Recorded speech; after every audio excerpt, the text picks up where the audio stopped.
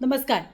5 राज्यांमध्ये विधानसभांचा निकाल पुढच्या काही तासांमध्ये येईल आणि न्यूज 18 मराठीच्या वाहिनीवर त्याचे सगळे अपडेट, कल आणि त्यानंतरचे निकाल तुम्ही पाहणारच आहात. त्यामुळे न्यूज 18 मराठी सतत पाहत राहा. तिथे तुम्हाला अचूक आणि ताजे कल बघायला मिळतील. तर न्यूज 18 मराठीच्या म्हणजे तुम्ही प्रवासात असाल, कुठे ऑफिसमध्ये असाल आणि तरी तुम्हाला अपडेट हवे असतील तर तुम्ही न्यूज 18 मराठीच्या फेसबुक आणि यूट्यूबला फॉलो करू शकता. तिथे सुद्धा तुम्हाला लाईव्ह लिंक मिळणार आहे की आत्ता या 5 राज्यांमध्ये काय कल येत आहेत. पण या 5 राज्यांमधलं क्विक अपडेट मी तुम्हाला देते. आत्तापर्यंत काय काय घडलं, 2021 मध्ये काय घडलं, सध्याची परिस्थिती काय आहे. पश्चिम बंगालपासून सुरुवात करूया. 5 राज्य कुठली ते आधी सांगते. पश्चिम बंगाल, तामिळनाडू, केरळ, आसाम आणि पुदुचेरी. 2021 मध्ये तिथे निवडणुका झाल्या आणि यावेळेला आजचा निकालांचा दिवस आहे 2026चा. पश्चिम बंगालमध्ये 294 जागा आहेत आणि 148 ही मॅजिक फिगर आहे. म्हणजे जो कुठला पक्ष पश्चिम बंगालमध्ये निवडून येईल त्याला 148 उमेदवार निवडून आणणं गरजेचं आहे. 2021 मध्ये पश्चिम बंगालमध्ये परिस्थिती काय होती तर टीएमसीनं म्हणजे तृणमूल काँग्रेसनं 215 जागा जिंकलेल्या होत्या आणि तृणमूल काँग्रेस सत्तेमध्ये आहे. भाजपनं 77 जागा जिंकलेल्या होत्या 2021 मध्ये. पण 2021 पासून आतापर्यंत परिस्थिती 5 वर्षात बदललेली आहे. भाजप यावेळेला काटेकी टक्कर टीएमसीला देत आहे आणि कुठल्याही परिस्थितीत भाजपनं हा प्रण घेतलेला दिसतोय, हा पण केलेला दिसतोय की ममता बॅनर्जींना हरवायचं, तृणमूल काँग्रेसला हरवायचं आणि पश्चिम बंगालमध्ये प्रतिष्ठेची लढाई झालेली आहे की भाजप तिथं सत्ता स्थापन करेल. जर आपण पोल पाहिले तर पोल सगळे म्हणजे बहुतांश पोल आपल्याला हेच सांगतायत की भाजपची सत्ता यावेळेला पश्चिम बंगालमध्ये येईल. आता पुढच्या काही तासांमध्ये कळेल की नेमकं काय घडतं. मुख्यमंत्री सध्या ममता बॅनर्जी आहेत आणि त्यांना भाजपनं काटेकी टक्कर दिलेली आहे. मोठं बलाढ्य आव्हान असं उभं केलेलं आहे. त्यामुळे यावेळेला ममता बॅनर्जी यांनी सुद्धा आवाहन केलंय की सगळ्या आमच्या म्हणजे तृणमूलच्या कार्यकर्त्यांनी, पदाधिकाऱ्यांनी, नेत्यांनी सुद्धा अलर्ट राहायचं आहे. भाजप निवडणुका जिंकण्यासाठी काही करू शकतं. बघूया काय होतं ते. तामिळनाडूकडे जाऊया. तामिळनाडूमध्ये 234 जागा आहेत. 118 ही मॅजिक फिगर आहे. कुठल्याही पक्षाला जिंकायचं असेल 118 उमेदवार निवडून आणणं गरजेचं आहे. तिथे लढत डीएमके आणि AIADMK यांच्यामध्ये आहे. तर 2021 मध्ये काय परिस्थिती होती. डीएमकेनं 133 जागा जिंकलेल्या होत्या आणि AIADMKनं 66 जागा जिंकलेल्या होत्या. यावेळेला तामिळनाडूमध्ये 84% मतदान झालेलं आहे. तर मुख्यमंत्री MK स्टॅलिन हे तिथं सध्या मुख्यमंत्री आहेत डीएमकेचे आणि ते त्यांच्यासमोर तगडं आव्हान असणार आहे AIADMKचं.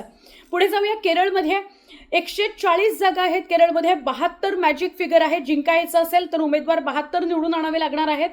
2021ला LDFने 99 जागा जिंकलेल्या होत्या. आता LDF म्हणजे काय, डावी लोकशाही आघाडी. हिनं 99 जागा जिंकलेल्या होत्या आणि डावी लोकशाही आघाडी सत्तेमध्ये आहे. मुख्यमंत्री आहेत पिनराई विजयन. तर UDF म्हणजे संयुक्त लोकशाही आघाडी यांनी 41 जागा जिंकलेल्या होत्या. NDAकडे केरळमध्ये 1 जागा होती, ती सुद्धा NDAनं गमावलेली होती आणि त्यामुळे NDA मागच्या 2021 मध्ये काही करू शकलं नव्हतं, एकही जागा निवडून आणू शकलं नसतं. जसं मी म्हटलं मुख्यमंत्री आहेत पिनराई विजयन. आता यावेळेला त्यांच्यासमोर मोठं आव्हान आहे. बघूया केरळमध्ये काय होतं, सत्ता पालट होतो का पुन्हा पिनराई विजयन म्हणजे LDF आपली सत्ता कायम राखतं. यावर्षी 79.7% म्हणजे जवळपास 80% मतदान केरळमध्ये झालेलं आहे. पुढे जाऊया आसामकडे. आसाममध्ये 126 जागा आहेत. मॅजिक फिगर आहे 64 उमेदवार. तुम्हाला 64 निवडून आणावे लागतील जर कुठलाही पक्ष सत्तेत यायचा असेल तर. 2021 मध्ये परिस्थिती काय होती. भाजपच्या नेतृत्वामध्ये राष्ट्रीय लोकशाही आघाडीनं 75 जागा जिंकलेल्या होत्या आणि राष्ट्रीय लोकशाही आघाडीचे हेमंत बिस्वा शर्मा म्हणजे भाजपचे हेमंत बिस्वा शर्मा हे तिथे मुख्यमंत्री झालेले होते. यावर्षी 80% मतदान झालेलं आहे. आता एकदम क्विकमध्ये मी तुम्हाला सांगते की राष्ट्रीय लोकशाही आघाडीमध्ये कोण कोण सामील आहे.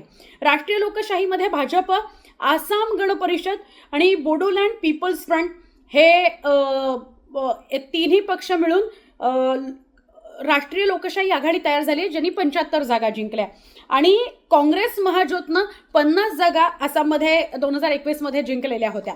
आता यावेळेला काय घडतं आसाममध्ये हे बघणं महत्त्वाचं आहे आणि त्याचे सगळे अपडेट्स तुम्ही न्यूज 18 मराठीच्या वाहिनीवर सुद्धा आणि यूट्यूब आणि फेसबुकवर सुद्धा पाहत आहात. पुढे जाऊया. शेवटचं राज्य पुदुचेरी राज्य. छोटं राज्य आहे, 30 जागा आहेत, त्यामुळे जिंकायचं असेल तर मॅजिक फिगर आहे 16. 2021 मध्ये संयुक्त पुरोगामी आघाडीनं 17 जागा जिंकल्या होत्या आणि आपली सत्ता स्थापन केलेली होती. AINRC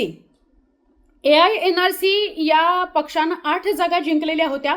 यावर्षी आता पुदुचेरीमध्ये 81% मतदान झालेलं आहे आणि मुख्यमंत्री आहेत व्ही नारायणस्वामी, जे संयुक्त पुरोगामी आघाडीचे आहेत.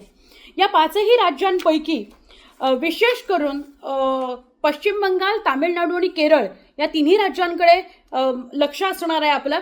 आणि पश्चिम बंगालमध्ये सगळ्यात जास्त लक्ष असणार आहे, कारण पश्चिम बंगालची जी निवडणूक आहे ती यावेळेला अटीतटीची अशी झालेली आहे आणि आत्तापर्यंतचं विक्रमी मतदान तिथं झालेलं आहे. 92% मतदान पश्चिम बंगालमध्ये झालेलं आहे. त्यामुळे यावेळेला ममता बॅनर्जींची सत्ता उलथवून टाकली जाते का ममता बॅनर्जी पुन्हा सत्तेत येतात हे बघायचं. भाजपचं जे स्वप्न आहे की पश्चिम बंगाल आपल्या ताब्यात घ्यायचं, तर ते सुद्धा स्वप्न भाजपचं पूर्ण होतं का हे बघायचं. आणि त्याकरता तुम्ही पाहत राहा News18 मराठी. आम्हाला यूट्यूबवर, फेसबुकवर, इंस्टाग्रामवर सबस्क्राईब करायला, फॉलो करायला विसरू नका.